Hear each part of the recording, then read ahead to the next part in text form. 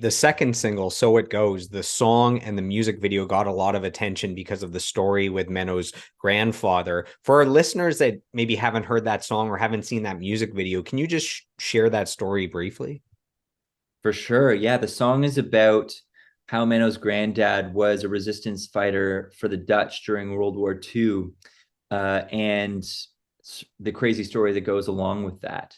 You know, it I think is an amazing song. I think it's, you know, probably one of the most meaningful songs we've ever written.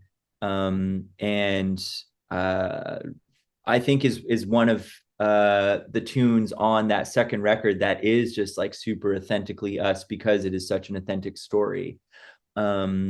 He was, yeah, a resistance fighter, and survived the war, uh, but before the war finished was a prisoner in a Nazi prison, uh, and was going to be put to death by uh, the guy who ran that prison, but whose life was spared, and in return spared the life of that guy who ran the prison after the war when he was put on trial, and said, no, this guy is a good guy. He spared, he spared my life. He you know had compassion, and he's not a killer.